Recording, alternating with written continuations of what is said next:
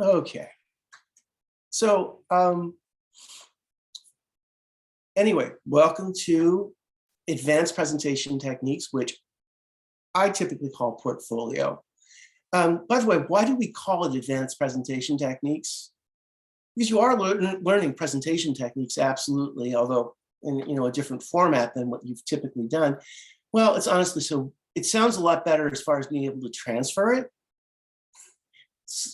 Other schools, which I think is a real mistake, don't have courses in developing a portfolio. But I think it's one of the most critical things. And once you get started in the groove of creating portfolios, sorry,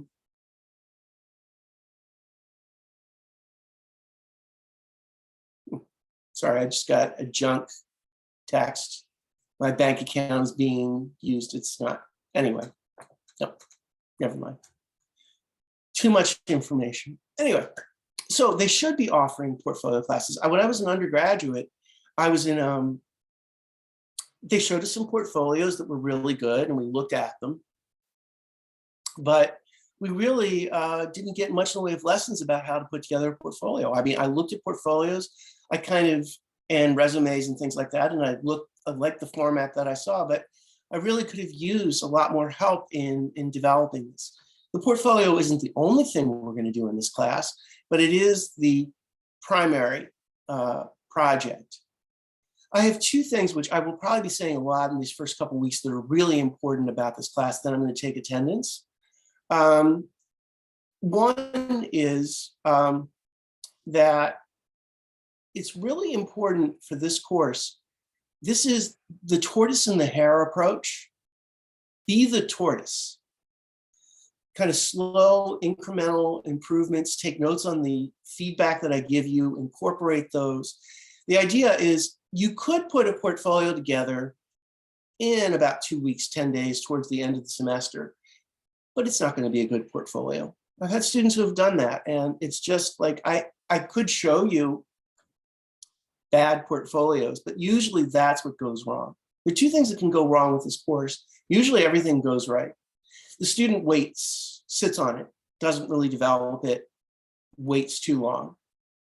The other thing, which I just want to be clear up front because it can get frustrating, it's not a deal killer, is that you want to make sure you have enough work.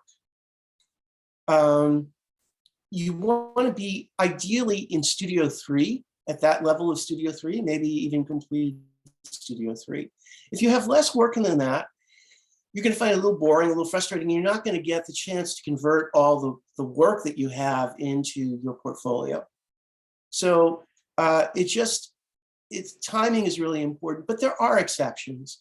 So I just find that that's one frustration that folks typically have, is that they just don't have enough work yet, and that they're taking the course a little too soon. We have some pre and co-requisites, but we want to make sure that, so it doesn't mean, oh, if you're in that situation, don't take the course. Just be prepared that you may be a little frustrated. So, and I don't want that. The other thing that I want to talk about, and I will be emphasizing in this course, is my role is a little bit different as an instructor. In this course, it's a change that I like, is that I'm less a critic. I'll be a little bit of a critic, but it'll mostly be about graphics. I'm actually more of an editor. I'm going to look at your work and I'm going to say, this is great. This absolutely goes in the portfolio. And this is so good. This should have 4 pages. There's so much material here that is really excellent. Or I'm going to say, maybe this is good, but you only have 1 page of material or whatever.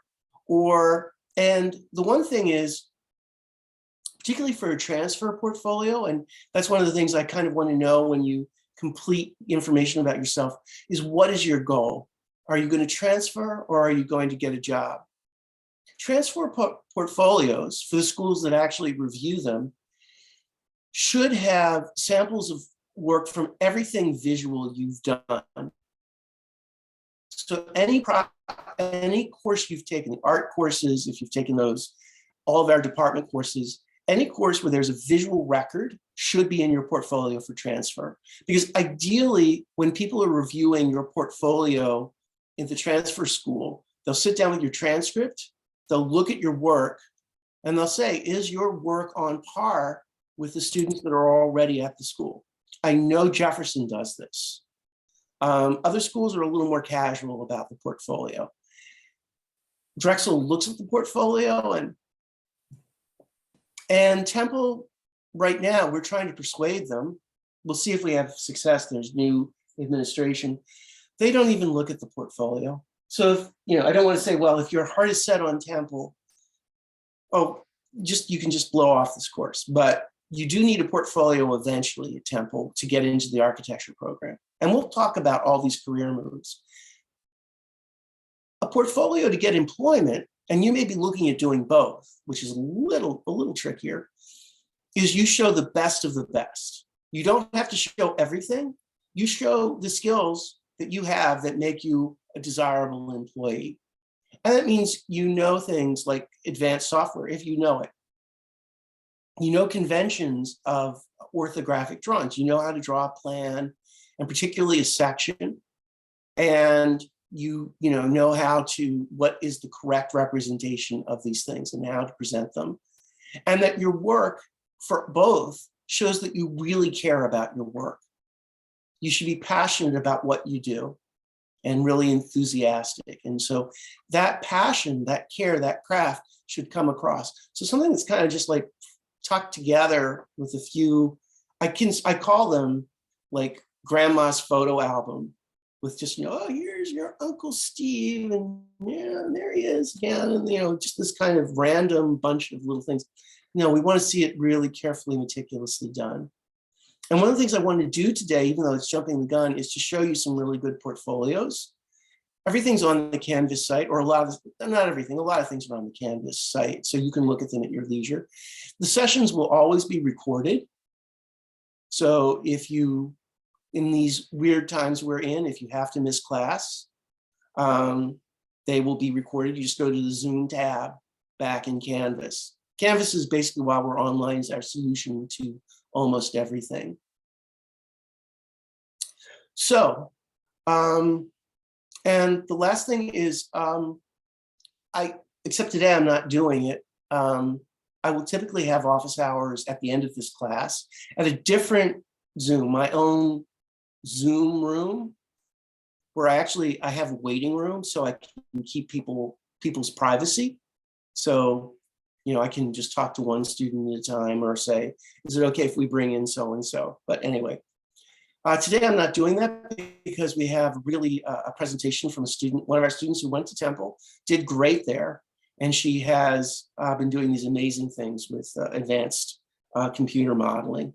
So I'm really looking forward to seeing her. She's spoken before. She's really good, very enthusiastic, very interesting work that she's doing. All right, so let me take attendance. And let's see. Okay. Sean Bradley. Here. Hi. How are you? Good. How are you? Doing good. Good. Some folks I've known from previous classes, but you're new to me, so we'll get to know each other. All right, Tao. I haven't seen you in a while, but there you are. Where are you? No, you're not. Oh, there. Yeah. Yeah, wave. There's so many of you. I thought I saw you. And we have Lisa Chorna. She's here. She was in the last class.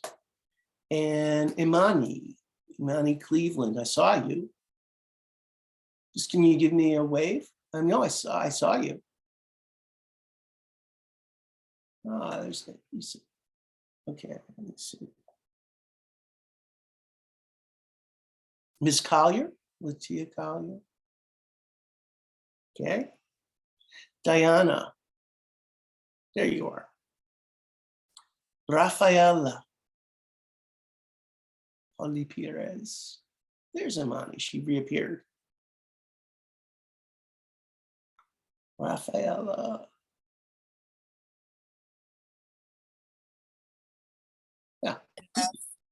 Hello. All right. John. Oh yeah, John had.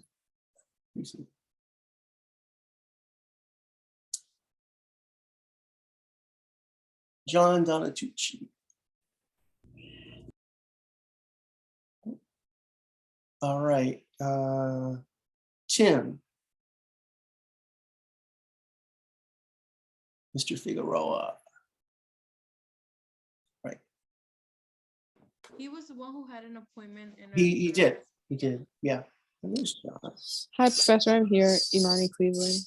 Great. Yeah, I thought I saw you. I think you appeared and disappeared. Anyway, welcome. Malak. I'm here. Hi. Hi. Let's see. Bao. Mr. Hung. Yes. I thought I saw you. Yes. So many people. There's a lot of people in this class. Leilani. Yes. Yes, you're here. Mhm. Denali.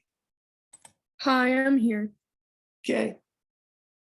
Sorry, it's just like I'm going to look at my bigger monitor because I'm still looking at. I'm looking because I can't. You're too small on my laptop. Here, this is better. So I'm still looking at. I'm just over there. Christiana. Hi again. Hi again. David Lorenzo. Hey. Melissa Maisie. Melissa? Hi. Hi, how are you?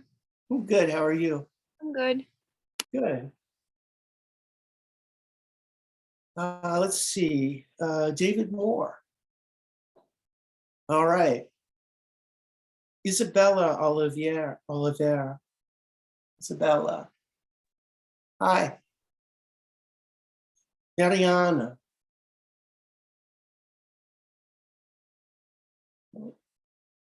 You're here. Maybe I can't see you. Oh, there you are. Mariana. Okay. Mariana. Okay. Marilyn Sanchez. All right. And yeah, and everybody's in different squares. Like some of you who were in previous classes is like, okay, but now you're in the lower left corner. It's just like, there's got to be a better way. Mr. Sellers, I've seen. Yes. Tatiana is here. Yes, hi. You're here. You're right up top too, so I can find you. Let's see, Taylor isn't here. And Ms. Luzon.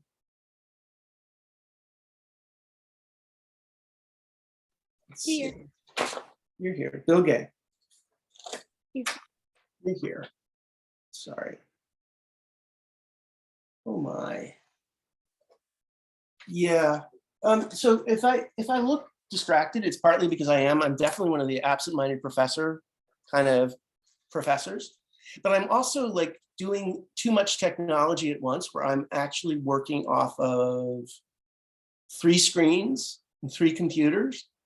And it's like, it's a little crazed. It's just because my Mac seems to be the most reliable for doing Zoom.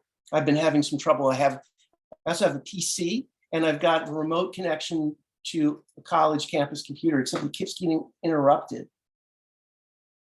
Anyway, I'm having some trouble with that connection. All right.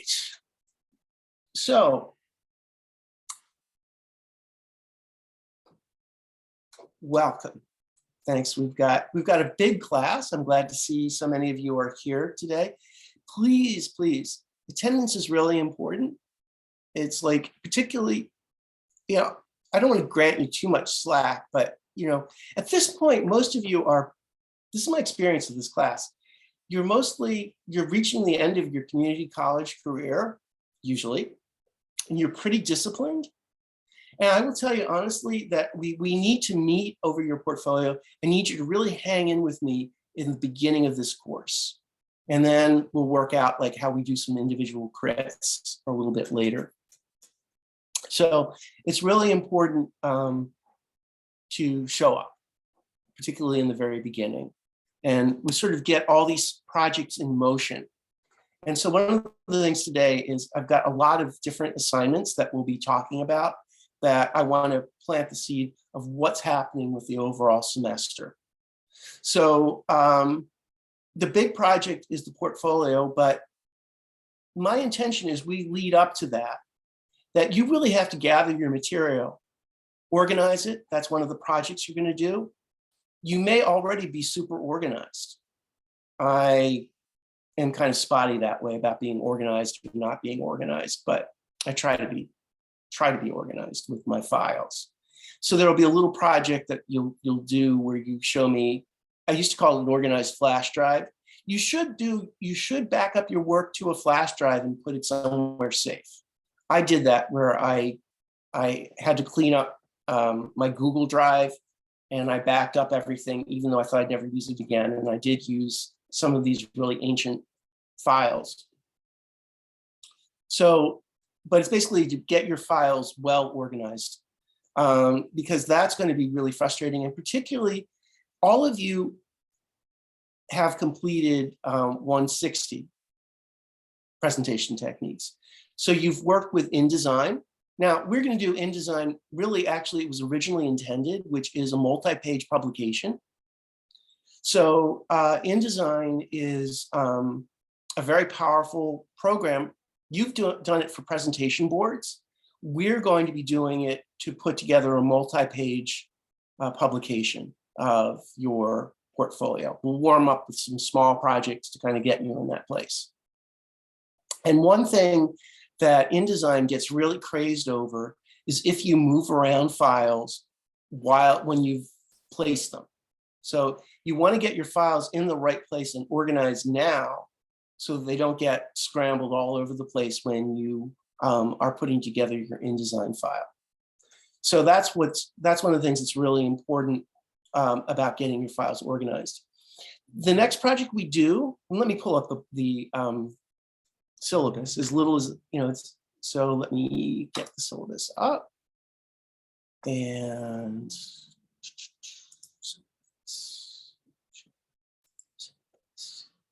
260 syllabus.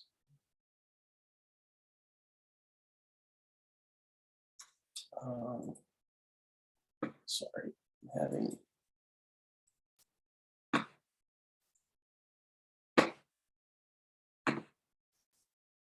Here we go.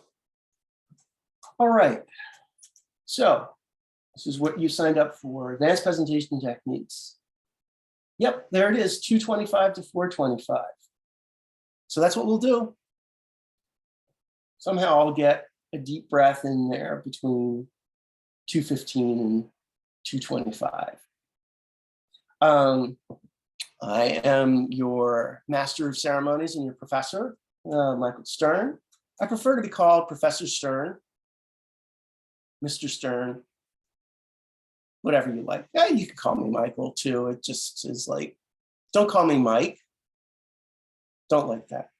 I was a kid, like the two people that call me Mike, they're dead. That called me Mike, they're dead. My grandmothers could call me Mike. They could call me anything they liked, what the heck.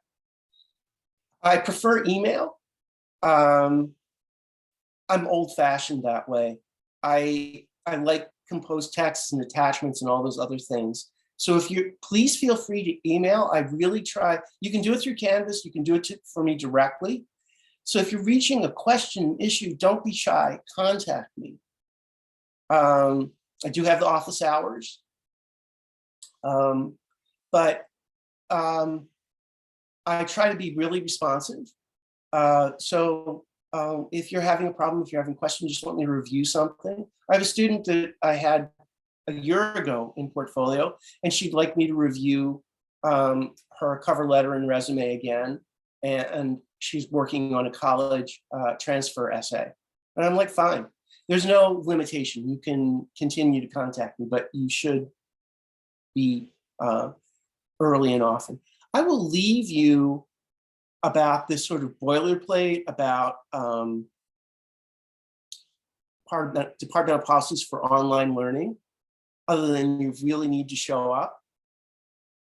I'd like your camera on, at least some of the time. And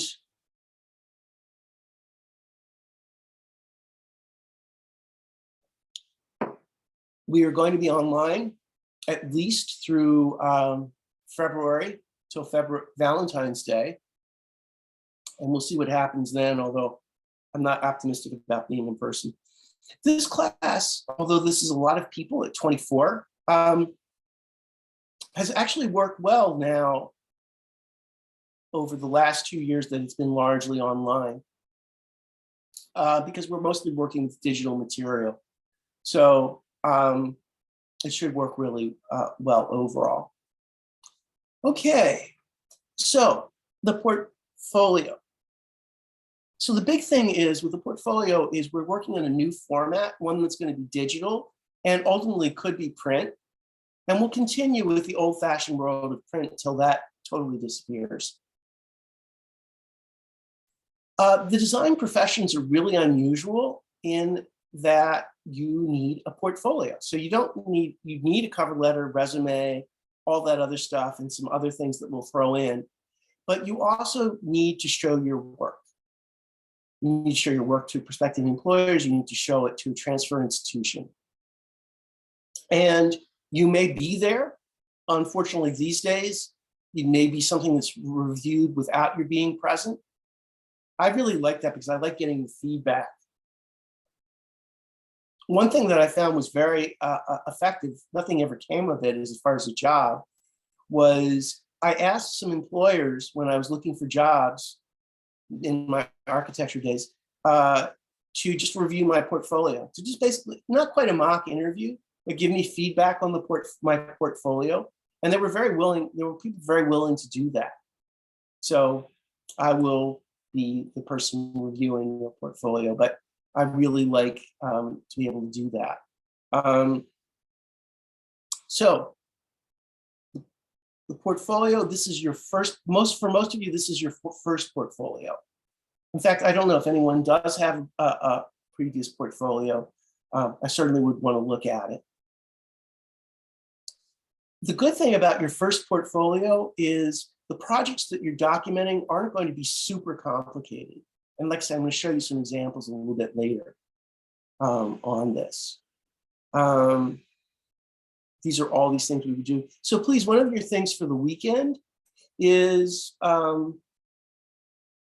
review this fascinating document that is the course syllabus. And I really believe your critical files should be backed up as many places as possible. I back them up to cloud services like OneDrive and Google Drive. I like Google Drive a little bit better than OneDrive, but that's just because OneDrive is a Microsoft product. You get a OneDrive as part of your college account, and that holds a terabyte of space, which is great. A lot of space. Everything you've ever done, you can back up there. But it can be a little fussy, particularly with security issues. So physical backups are really good as well, like a flash drive. I'm liking more and more, since I've had trouble, is solid state drives, which can be had, a half terabyte can be had for about $60. This is just back here. You can still get old fashioned flash drives for around under $10 that will be adequate for probably anything you're going to put in your portfolio. Distribution of work. Okay, let's just take a look. So today is, well, actually, oh shoot, I should have taken that out. Wait a second. Just a second.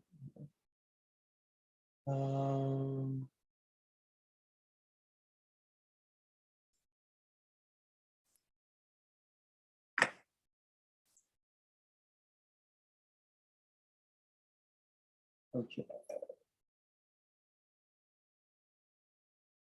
So yeah, there is a syllabus quiz. Real easy, but it's worth 5 points.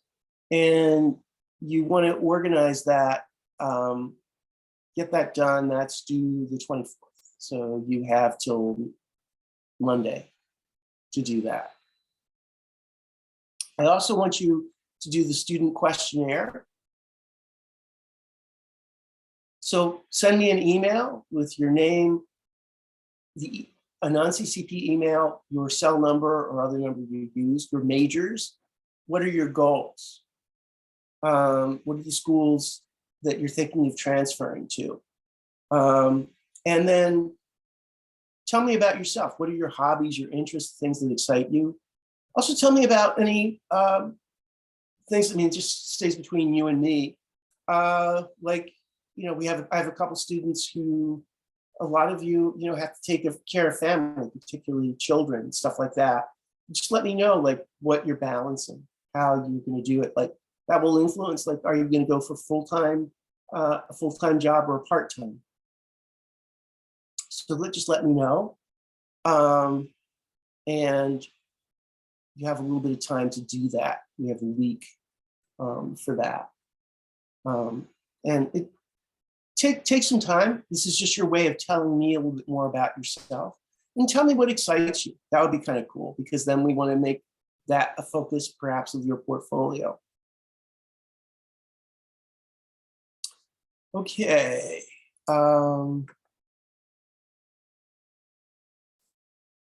So,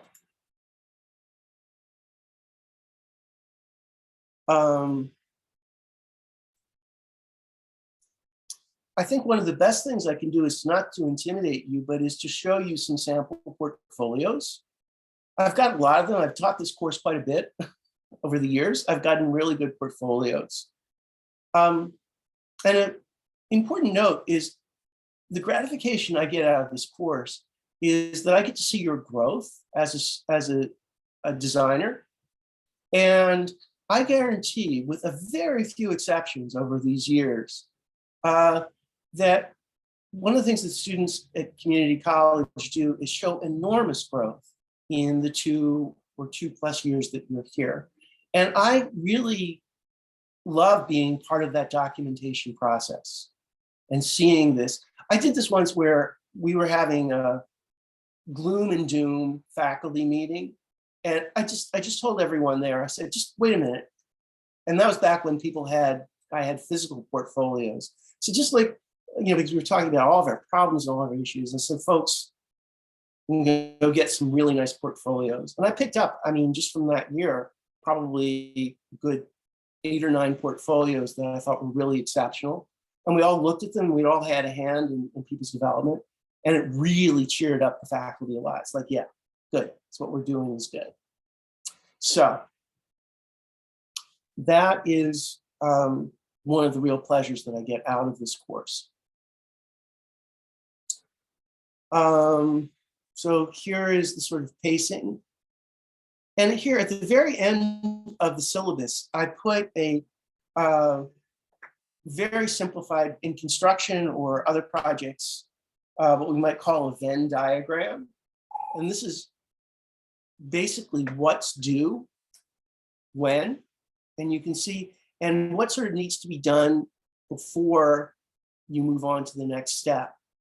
So the bars are while you're doing it, and then the little black with the diamond is when they're due. This is all, the top part's all about the portfolio. And then the bottom part are the other intermediate projects. And they're just sort of roughly placed. I just like this because it's a nice visual graphic. So the answer to this is this requires a continuous output. Not to make it sound exhausting, this is more of a marathon than a sprint.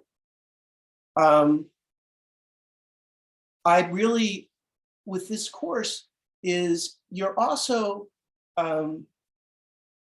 we wrap this course up. The final portfolio is due the last day of class, because it's too late in the semester to include, if you're still in studio, to include a design project, the final design project. That's not due till the end of the week of exams. So you don't have time to make a portfolio page of that. And I just like, it's out of the way. We'll have a review one-on-one. I might bring a guest in now that if we do it on Zoom, we'll probably do it on Zoom, even if we go back to the classroom. So the portfolios will be reviewed and final comments will be put on during exam week. So a couple things so everything that can go, if you're currently in Design Studio, everything up to mid-semester can go into the portfolio. Anything beyond mid-semester, it's too late to incorporate it. You're going to have to add it later. And that's just part of the process of the portfolio, is you're always incrementally adding to it. And you should think like, how is this going to work in my portfolio? How are the pages going to work together? That's one thing. The other thing is that there may be non-community college work that you want to include. And this can be always a little touchy. For instance, photography. It doesn't mean, you take snapshots, you have to include them. But if you're really proud of photography you've done, or you've done previous artwork, or you've done really good work in high school that you want to show, or you do work on the side, and I'll show you some things like a student who did lots of drawings, family portraits. He included that in his portfolio, just to show he could draw. It was something he really cared about. And these, so you're safe. You want something from all of your community college classes, but then your portfolio is a stand-in for you, so that you may want to have additional things that tell you about yourself. And hopefully I'll show you some portfolios where I think people did a really good job about adding in material. So we'll be looking at that individually. Just looking at the overall schedule, which is always subject to revision.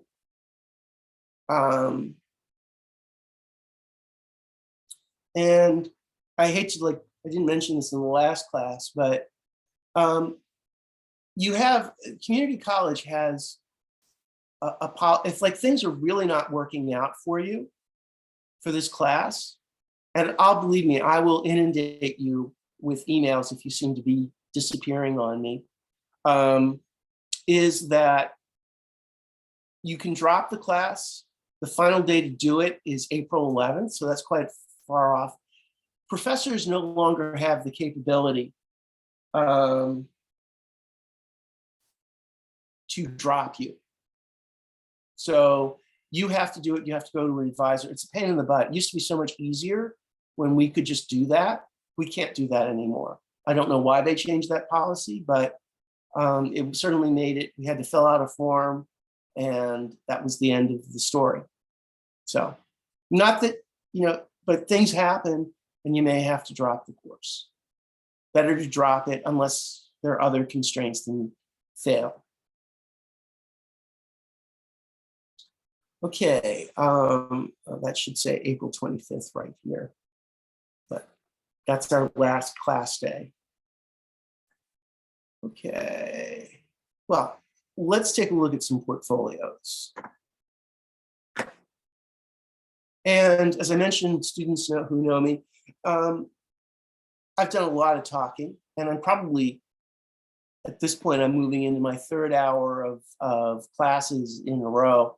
I may be rambling a little bit. Hope you can put up with that. But I was wondering, do folks have any questions? Please, I like questions. I may not have answers, but I like questions, and I can always get back to you if I don't have the immediate answer. You also, if you feel shy about asking a question in front of everyone, I like this about Zoom. You can put something in the chat, and I'll either write back to you, or we can talk during office hours. So if you're like, oh, I've got a question that's really, really dumb, and I don't want to say it in front of everyone else, maybe it only applies to me, you can just use the chat function to plug that in, and I'll try to answer it before we have a break. Okay, so One thing that's really important for this class, I'm going back to the beginning of the syllabus, is you need, for this course, a powerful computer with all the software. If you don't have that computer, the department has been loaning them, and Casey Guardiak's been behind loaning out these computers that are configured with the software. If you don't already have one, I'm just going to stop the share. You need that for this course. I'm just curious, you can raise your hands. How many people have either a borrowed computer from the department or their own computer that they're going to use for this class?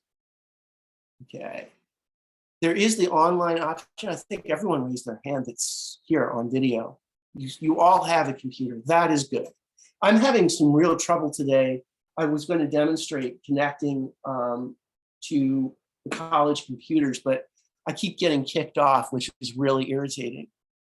Does anyone need to connect to a college computer?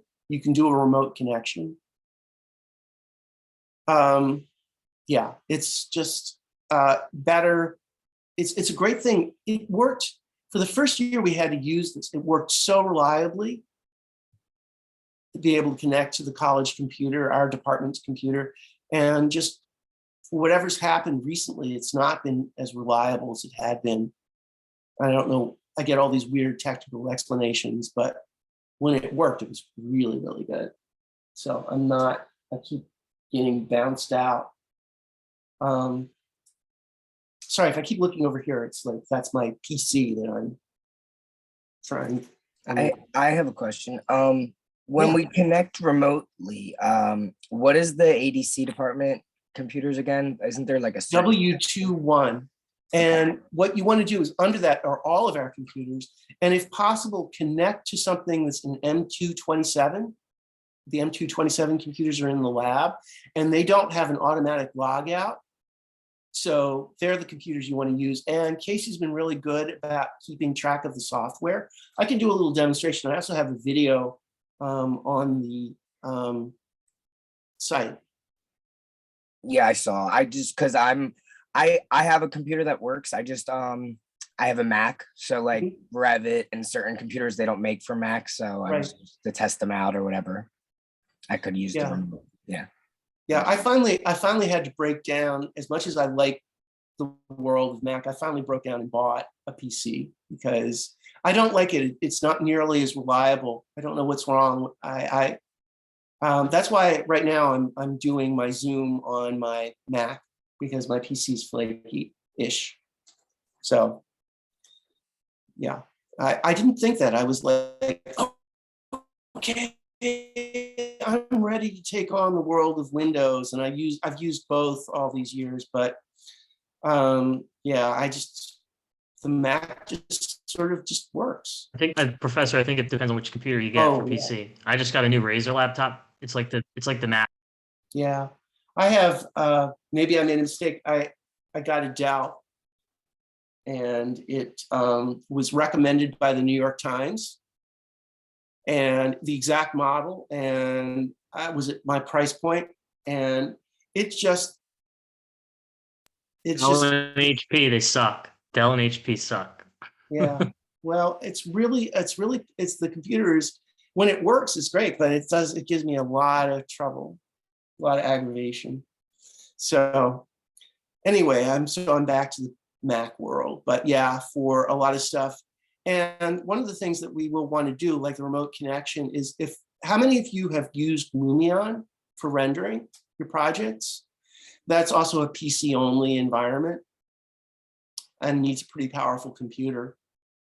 So I'd like you folks to polish, if you haven't presented this, to look at rendering them, using this, because particularly for transfer or for getting a job, doing photorealistic renderings, high quality renderings, is something they're looking for. Most transfer schools anticipate, or rather assume, that this is something you can do, their students can do it. So that is kind of critical. So yes,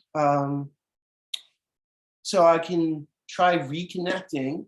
I can switch computers, but maybe I'll do it actually from my Mac. How to do a remote connection. Let's see, I haven't done that in a while. Let me go.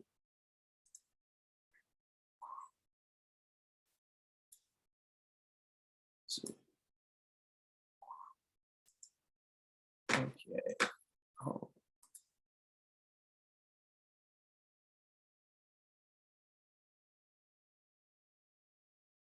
Let me make sure you're actually seeing this. I'll just share my desktop. That's just going to be easier. There we go. So here is the remote connection to the CCP computers.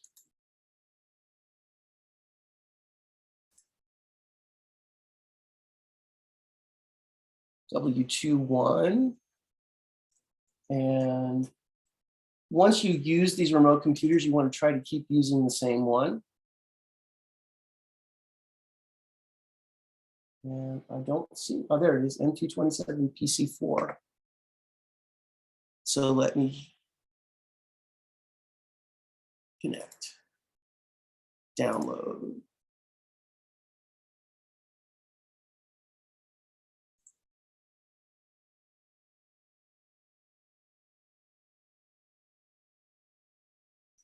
Okay, let's see if this works better on my Mac than it did on my PC.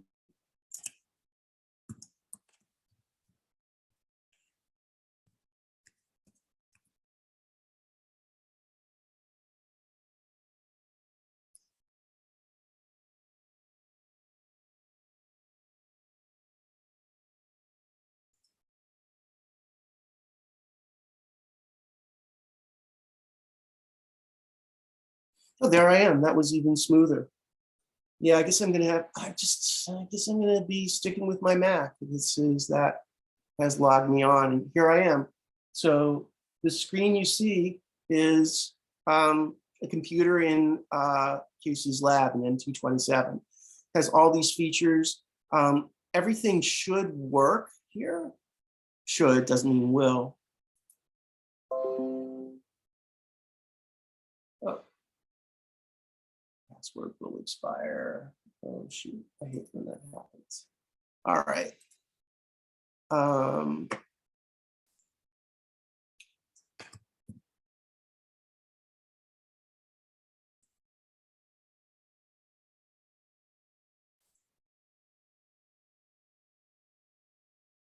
So this computer remembers me because I've been here before.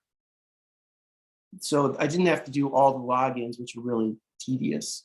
Hopefully it remembers me for Adobe.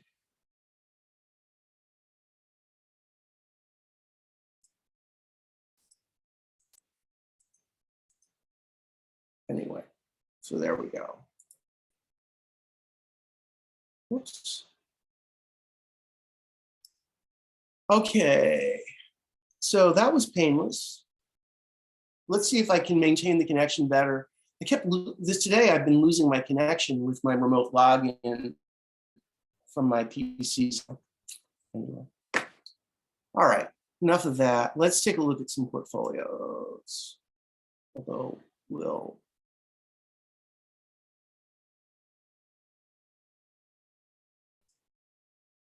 Okay.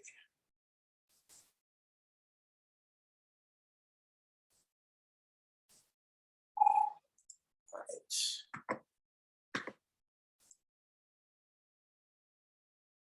Okay, so I have a little PowerPoint and then I'll show some individual portfolios.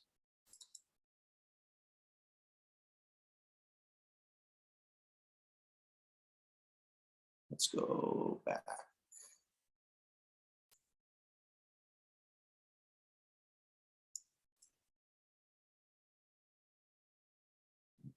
Make that.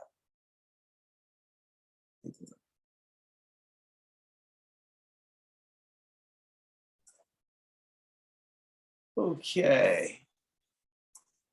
So I just And there were a few graphic issues, but I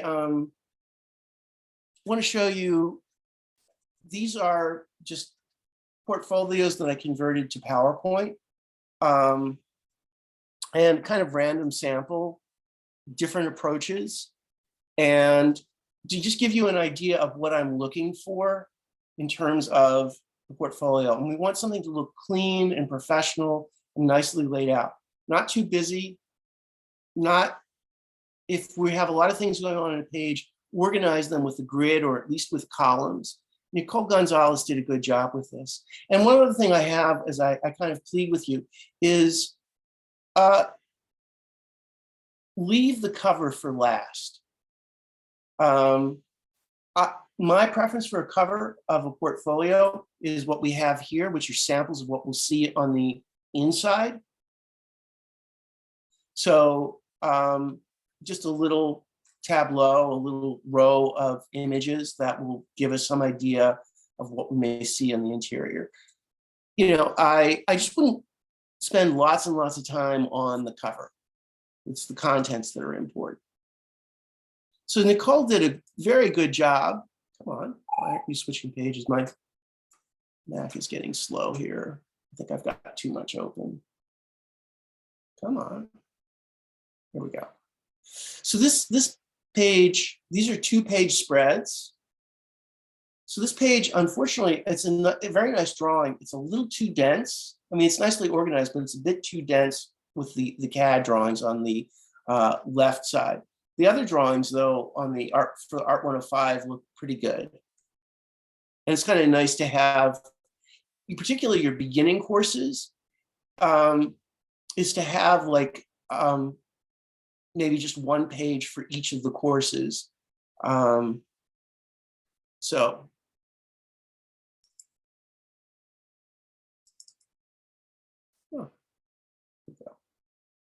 And so here's some drawings also from Art 105, and here, oh, we stopped doing this, the tiny house project, but framing and construction details. And then she also, architectural drawings, and then a nice model photographed. And this is where we don't have advantage of this, on a nice neutral background. This is what we have at the college. You're gonna have to try and make up something on your own. The best thing is to get a really big sheet of cardboard or relatively stiff paper and curve it, and then bring in some lights. Use daylight if you don't have a proper light setup.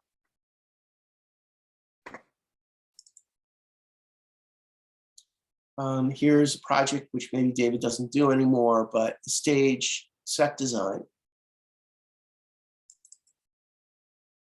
Here, I like this. Now, as the projects are more complex, the pages are also nicely organized. And one of the things I really like about this is there's a lot of different things happening here, but the way that these pages stack with these columns takes a lot of images and keeps them really organized and looking very well composed, even though there's a lot going on here. I think Nicole, yeah, she did one of the best jobs of organizing relatively complex sheets with a lot of information. And so that's the secret. If you have a fair amount of information, use a grid, use columns at the very least, and no more than 2 or 3 columns typically. Also incorporate handwork, your schematic ideas and sketches. Those are really important. Here's some more renderings, this case of the interior. And here is a exercise for presentation techniques. I mean, she did tend to make the pages rather dense. It's okay, but this is about as far as I think you should go. And again, here, the same thing is working, that everything is organized into columns, and that keeps the sheet looking really tight and professional.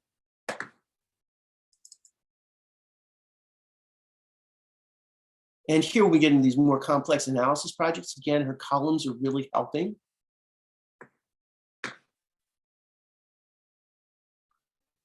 And spread is probably the best. The way she pulled all the colors together.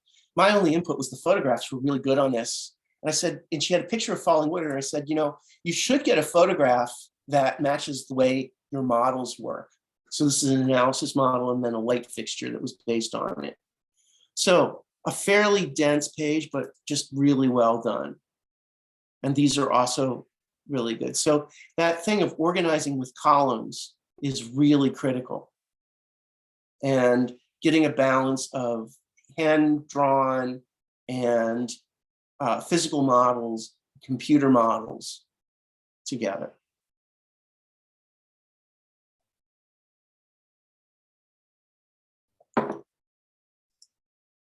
Victor Pedraza, graphics got a little mixed up on this, but you have to look, some schools, Jefferson being one of them, asked for a table of contents. So, and, you know, he got some really nice, they're beautiful drawings, got them nice and evenly lit. This one's particularly impressive and reads really well. And these are related charcoal drawings that he did. And then this was actually personal work where he was working pictures of relatives, a self-portrait. And this was, I thought, really cool. Doesn't mean like, because you don't have it, you're not cool. But a self-portrait showing each stage how he's worked it up, and a very good self-portrait. That's, well, I don't recall that particular facial expression, but that is definitely Victor. Some nice 101, 109 projects. I'm afraid translating some of these into PowerPoint kind of messed up the type a little bit, but, and then his design development of the facade for a studio gallery. Nice job here with doing a Photoshop overlay and rendering. Nice spread here. What I like about Victor's is that he's doing some clever things with the graphics. He's also allowing enough space. His pages have a little more room to them. Please don't be afraid of white space. This is a good thing. I mean, you don't want blank pages, but you want a little breathing room for your work and your drawings. And he's done he really recomposed this board that was in analysis. And here, 2 pages, also showing a nice, clean, clear analysis of the Frank Lloyd Wright house. And here, both the light fixture and the studies with really good drawings. And then this is his final page, which he started to use Looney on.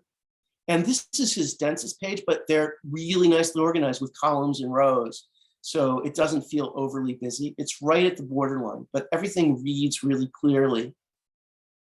So nice short text. Text is what really trips up people. The shorter, the briefer, the better. And the last one, I think, is Raymond Chen. Raymond had a problem that he did not back up his work, although he did a pretty good job recovering it. And so table of contents, some personal watercolor works that he did.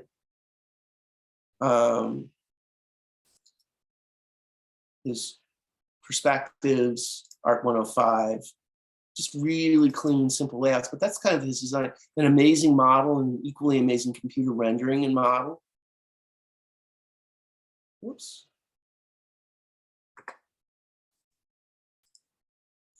Love these renderings that he did, really dry, fast marker. I don't know why I should have dissuaded him from including this project, because he could have done 2 pages with the row house project. This is kind of dumb, but yes, and it was good working with him, because the big thing was that his images tended to be really austere, And I said, there was absolutely no entourage, no trees, no cars, no people. I said, you've really got to add that to give this drawing some life and believability, because the design is really nice, but it was very vacant. This was nice. I wish he'd had more hand drawings of his design ideas. And then he did very nice. Many of you who've done or will do Studio 4, he renamed it from Soul Making Chamber to Private Library Getaway. Did a very nice job with modeling in Revit. Very clean, well-organized pages, and nice Photoshop work to bring this guy in with the phone. So if anything, these portfolios have in common is really clean layouts, a way of not necessarily sticking to a same format from page to page, but keeping some things in the same place, like the text is always in the same place, organizing things in columns and or rows so that everything looks professional and well considered. Let's see. But unfortunately, Nicole was actually interiors, although we don't have that. Because we have a number of interior students, let me show you some of those.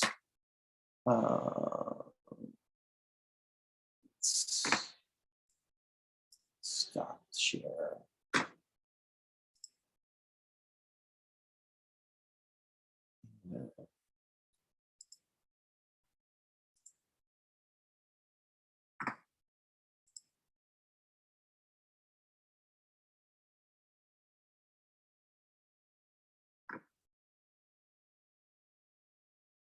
So actually, you can look at a video that I did previously if you want to see even more stern. I'm just curious, let me stop the share for a second. I don't think anyone here is architectural visualization. Is anyone doing that, a certificate? Oh yeah, Isa is doing that. I forgot. Yeah. Yes, I'm doing it too. Yeah, well, I highly recommend, by the way, not that we want you to stay here forever, I highly recommend getting those courses because they're great for employability, and a lot of your transfer schools will really want you to be pretty fluent with stuff like Revit. You'll have a real leg up if you really know Revit really well, which is kind of the emphasis of the visualization major. So yet another excuse for you to stick around just a little bit longer. So I do have a couple visualization major portfolios, and let me just go back. Well,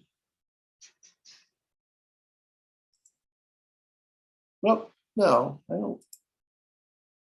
don't. So here we saw Victor's, we saw Raymond's. We did not see Maddie Blank's interior design portfolio. So I have those here. Whoops, come on.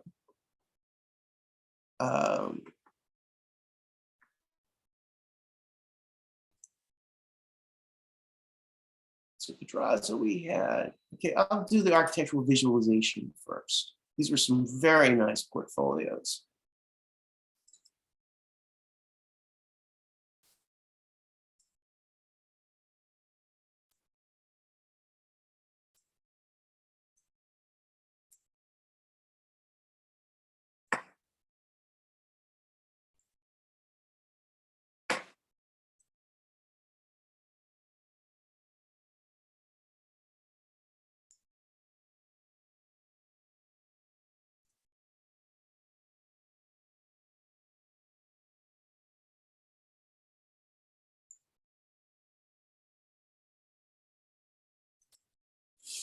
So I really encourage her. She had this wonderful portfolio of drawings that she'd done for herself. Even she had so much digital work. I was like, but I want to, show your handcraft and the way you can frame views. And this was just really effective. And some hand renderings back in 160. Very beautiful group project for doing CAD. We're not seeing this, or at least I'm not. Oh, I'm sorry. Thanks. Thanks for letting me know.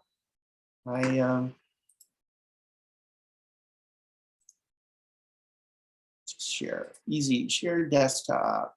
I have nothing to hide on my desktop. I don't think. There we go. Let me go back. Why am I not going backwards?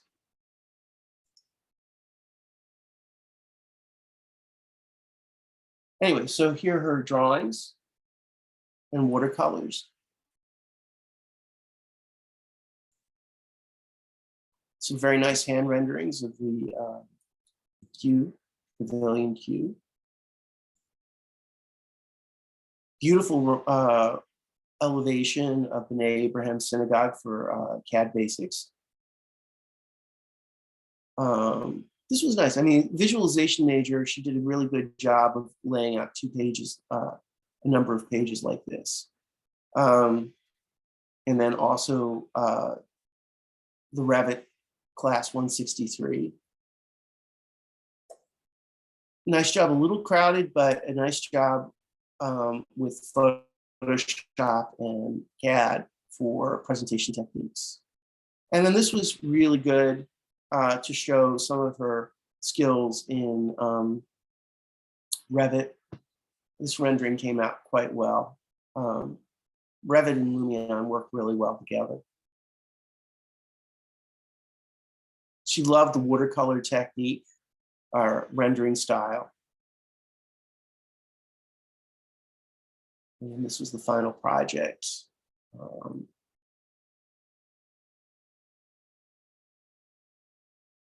Let's see.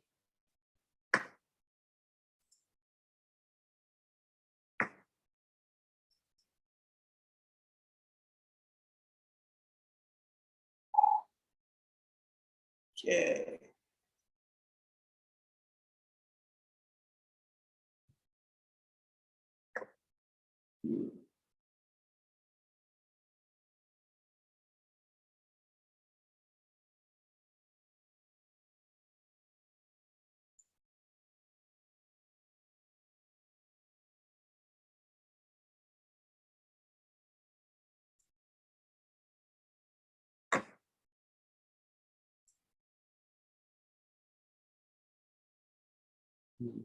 Come on. My Mac is getting overwhelmed here. What?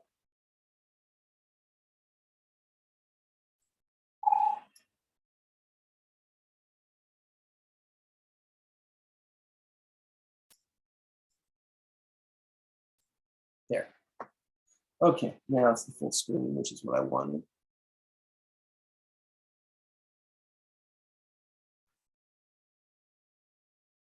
She was also part of the Abraham team. It's important if you're doing a team project to identify that.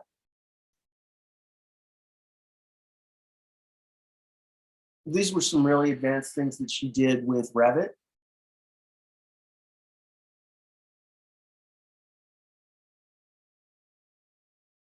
Nice AutoCAD drawings, Revit row home. And then she got crazed with doing Lumion of her Revit project. She really liked, although this pencil sketch style, which is one of the things that Lumion can do. And then she had some of her own projects. This actually looked better in the Revit renderings than it did in Lumion, but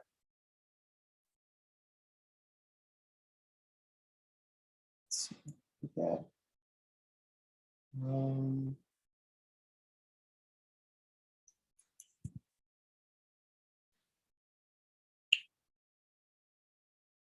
Okay, well, what I'd like to do is I'll come back, but like if there are any questions, I just want to take a little break. And then I'm going to show, I think we've seen enough architecture portfolios, but I want to show some interior design portfolios. So I'm going to take 10 minutes. That will bring us back at 3:50-ish, 3:50. And we'll pick up from there. So all of this stuff, if you want to look at it, is posted on Canvas.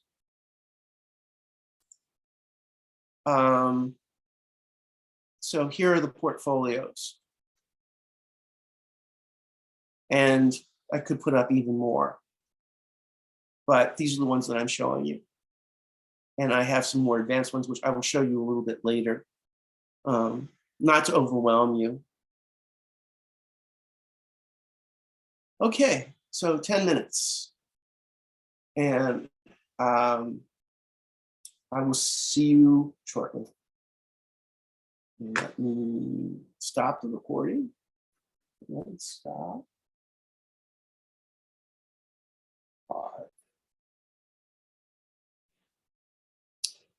Um, hmm.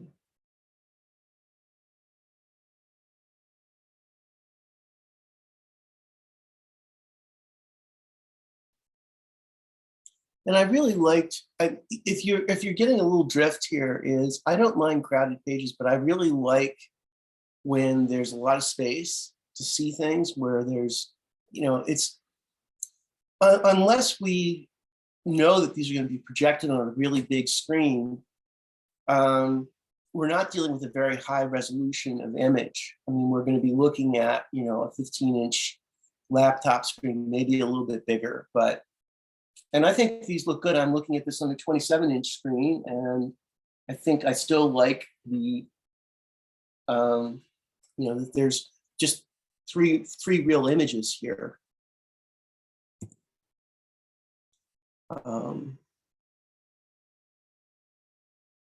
Good drawings. I don't know why they're so crowded together, but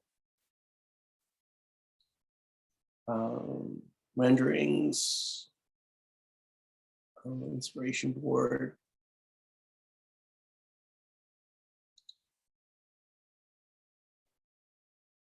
And I find this really dramatic and spectacular. Her sketching, I wanted her to get more of this in because she does really wonderful drawings in obliques and perspectives with actually, with markers.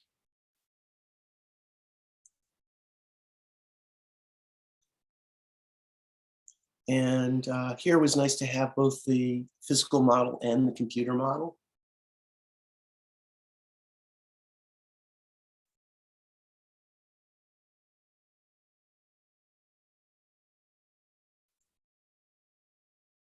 And then there were some things that didn't quite fit in to the rest of the portfolio. So I encouraged her to include these here. And she's continued to add to them. She also stayed around a little while longer and took some additional art classes, which were really good. If you're getting an odd impression that we want you to hang around, even if you're not in our department, it's like community college is a great deal. And folks that have spent a little additional time here have put together absolutely sensational portfolios. We encourage you to make your next move, your next step, but there's really such excellent courses here, at least, within our department, of course, and the art department and photography, that I really would encourage you to take a few additional classes beyond your degree requirements, if you can do it. But let's see. So I have more portfolios. I could post more, but I think you get the overall idea. Let me get out of this. Go.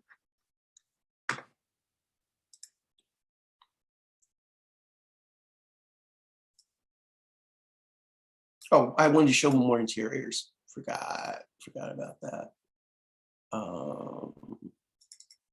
Siobhan.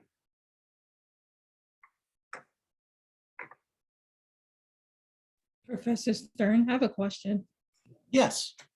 Are these portfolios good for employers when you're just getting out of community college, or you think it's better for us to continue further education?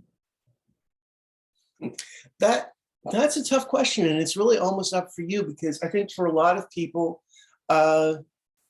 getting a job. We're in a very hot job market right now. So yes, you can get jobs with an associate's degree, particularly if you show really strong skills. I think it was a combination for the students I know that went straight into a job was they really wanted the practical experience and needed the money. And I can't blame them to do that. I mean, if I hadn't graduated undergraduate in the middle of a big recession, I really wish I had spent a year or two working between my undergraduate and graduate degrees. I think that would have made what I learned later in architecture school all that much more real. So some folks, want to just build on the momentum of to keep going. And Madison she changed her mind, actually. She was headed for transfer and then decided she really wanted, the experience was even more important than the money. So it's something I'd love to talk with you about because it's really a very individual decision. There's no wrong answer. And there is the one thing that we've got a hot job market right now is to take advantage of that. So, and you can also get, I know Jefferson does this, where you can get admitted and then defer for a year, which can be really cool. It's particularly good at Jefferson because they do not have a good co-op program. So it's really worth, if that's where you're looking to go, it's really worth taking that time to, excuse me, throat's a little choked up here. It's good to take that time to, if you can, and work in the profession. And the other thing that's really good is our students, well, because many of you are double majoring, or that's also another advantage, that if you're both good at interiors and architecture, there's a good chance that they'll find that flexibility really appealing in an architecture firm, that you can really do both, or be comfortable in both. So it's but it is really your individual call. Some people just they're in school, they want to continue. Jefferson gives them a really great scholarship opportunity, and so they stick with that. So I don't know. But I, in retrospect, I think it would have been much more beneficial. I saw it with my fellow grad students, the ones that had work in an architecture firm, definitely, I think, had a leg up on the folks that had just gone straight through. Let's see now. Okay, Sivan.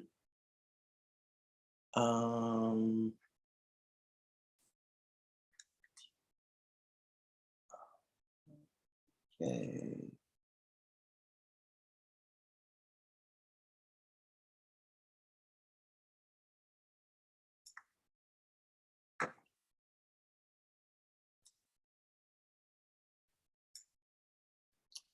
All right. Come on. Here we go. So nicely done photos of the work and very interesting work from Design Studio One.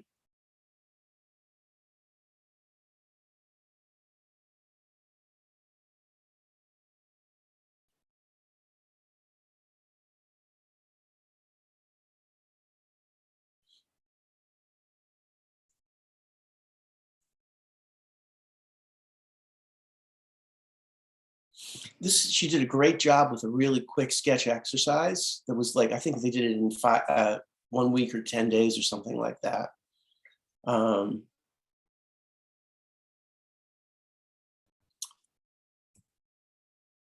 I love this, even though she's an interior designer, I think she did a beautiful job with this gallery facade. I mean, exactly how it would work, I'm not quite sure, but and a beautiful design inspiration in the material board. She did probably the best of anyone that I've seen organizing these to really respond to an idea, show an idea really well. These are also early Lumion renderings.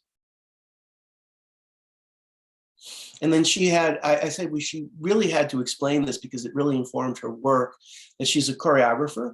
That was her previous degree. And I said, you know, you need to talk about that. And she included these elements. So this is what I'm talking about. This is an example of, you know, something that you might not ordinarily put in your portfolio, but it tells a really important visual story about you. So that's where I'll be looking at. This is, you know, something this I really pushed her to do. Some folks, you know, want to include a lot of stuff, and it, you know, you want to be able to tell your story, why, you know, you're interesting and unique with the projects that you select. So I think that's all the portfolios I wanted to show. I have tons more, but I think that's enough. And I can show you more later in the semester. I think that, are there any questions about portfolios while I have them up?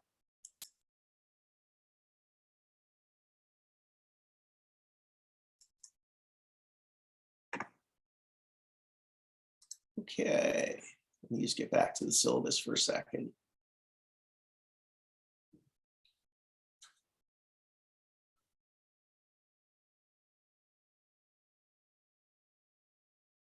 Okay, well, what I'm going to do is, we only have really a little over 10 minutes, is just go over these assignments, which aren't due immediately, but I'd like to go over them and see if there are any questions I can answer.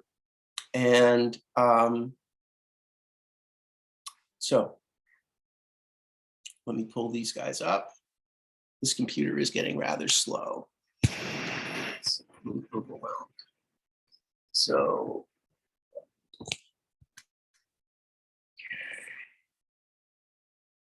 and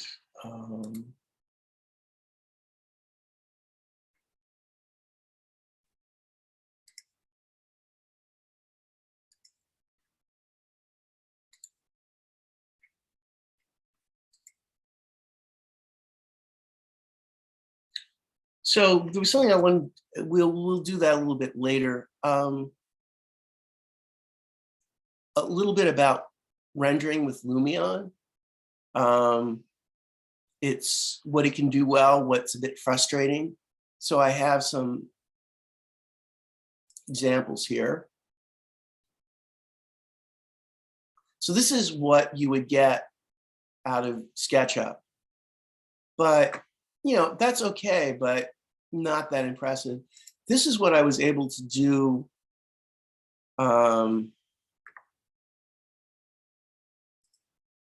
playing around for a couple hours with it's the exact same view, the same model. I added materials and a bunch of furniture and entourage. And so I really should have these side by side.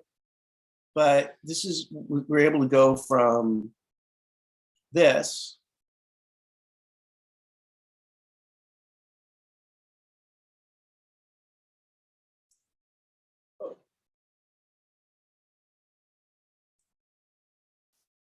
to this.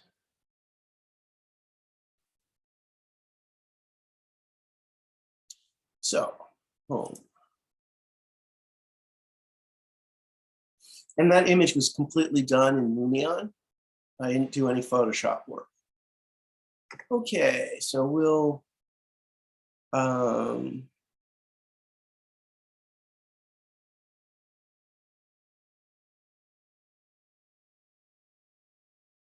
organize flash drive assignment.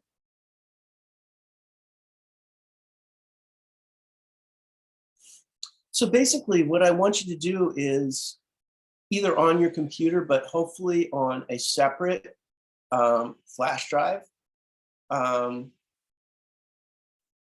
or duplicated off is to put together a directory where you organize it. I would strongly, you can do it by year and semester, but I really like it to be broken down by course. And you can have placeholders, like you may not have all the materials get scanned or in the right format, but that you would have the files together. You would have also your original Revit and CAD files. All the stuff, all the ingredients you need are put together. So basically hierarchy, semester if you wish, then by class, and then by project. And you can divide it finer than that, but that's what I want to see. Unfortunately, I would love to, with a smaller class, I would actually go through your files with you. I'd ask for remote control and kind of go through and look at how you've organized them, but you just submit images like this. This is an image out of a Mac. So,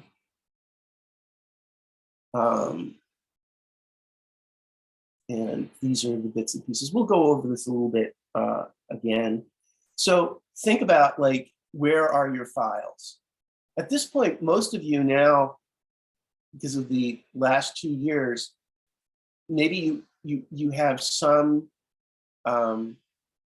physical work that you're going to include, but probably it's mostly going to be digital files, for better or worse. One thing I encourage you to do is, if you keep a sketchbook or you have sketches, is to get that out and try to scan those. Transfer schools and employers both really like to see process work, to see how you realize and work out your ideas visually. So hopefully you've been keeping something like a sketchbook. I think what else? So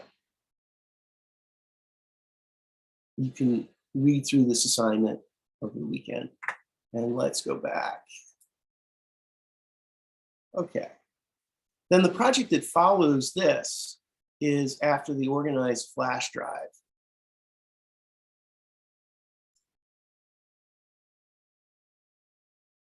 Yeah, I have a video about getting organized. You might want to take a look at that.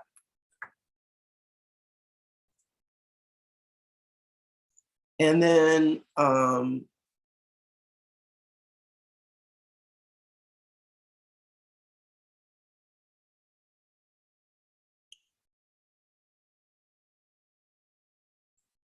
student show poster. Okay, so the objectives in this project, eventually we will have real in-person student shows. As it is, we might do some virtual ones, so we can repurpose this to be something that we can send out as an image to advertise our shows. So it's to continue to work on balancing page formatting and composition, text and images, balancing words and images, review Adobe software overall and InDesign software in particular, learn tools of InDesign and page layout, create a compelling graphic communication, and I'll do a little bit more of a talk about graphic communication. And the other thing is for you to start really looking at your student work, because the best thing to put on a show of student work is student work, namely your own. So what I'm hoping, it will stimulate you to really look hard through the work that you've already done to turn that into a poster. The poster will be a physical size of 11 by 17 in portrait orientation. And there's this other text and other information. I would suggest using some of these font type combinations, but we'll look at that a little bit later. Not to get too crazy with typefaces, simple sans serif and serif. The little tails and extra elements are what makes something serif. But usually that's a good combination of those two.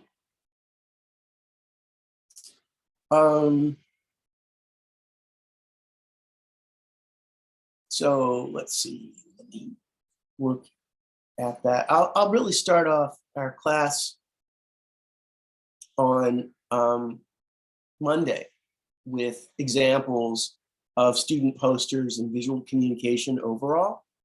So that's something to look forward to. So what should you be doing this weekend? Well, there's nothing really due immediately, although you should do the syllabus quiz, get that in. Okay, let's just take a look. Get your information into me via email, or you can submit it. You can submit it on Canvas. You can look at the presentations. We'll do that, and I'll be talking more about that on Monday. I would suggest, obviously, for the quiz, you should go through the syllabus, and I'm trying to think of what else. I'm a bit dazed at this point, frankly. Take a deep breath and a sip of water.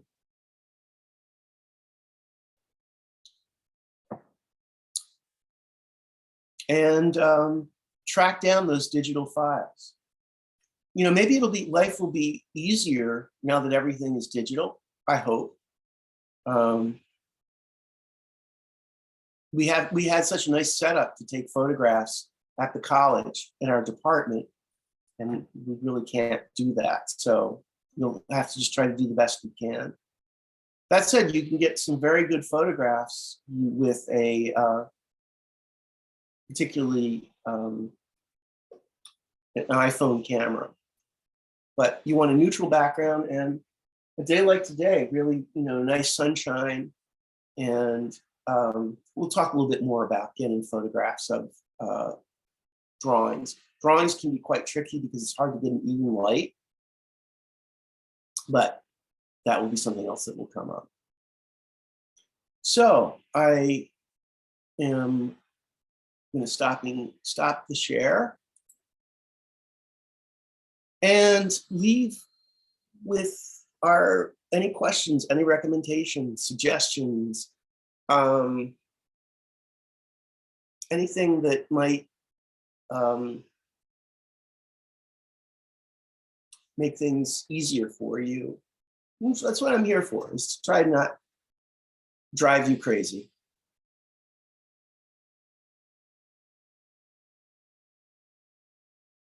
So I'll be looking forward to, you'll fill out that information, and that'll give me a better idea about what you have as far as your work and what your goals are. So take some time on that.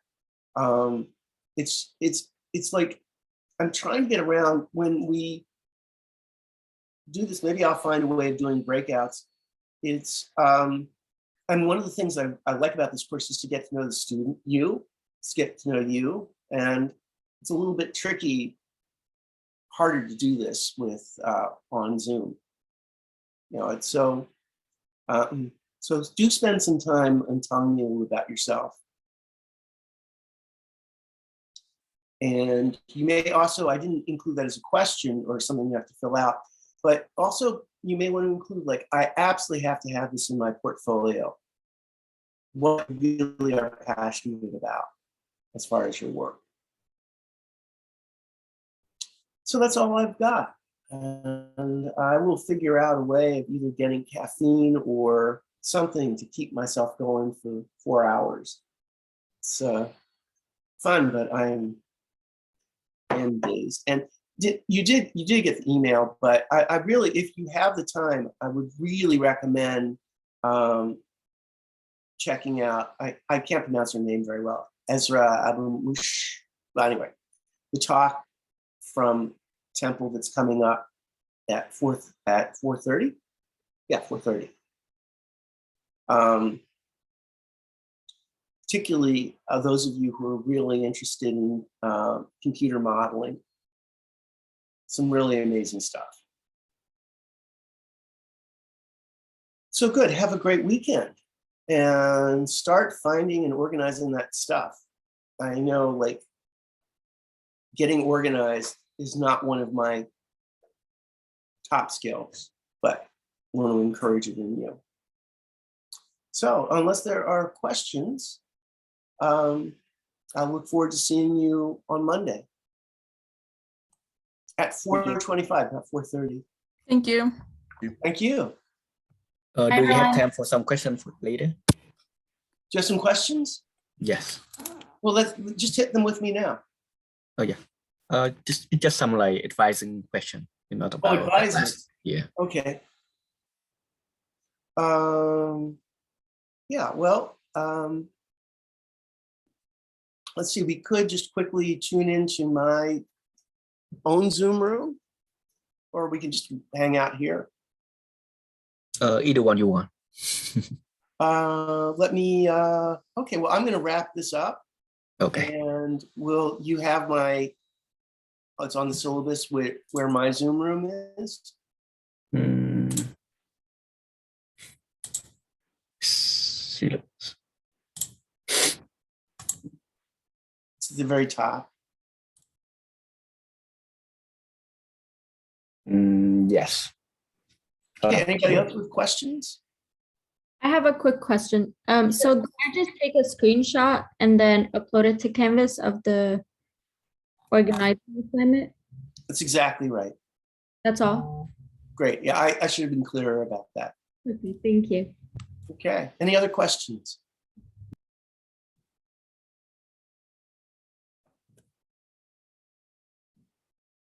Okay, I'm gonna wrap it up here. And you. thanks.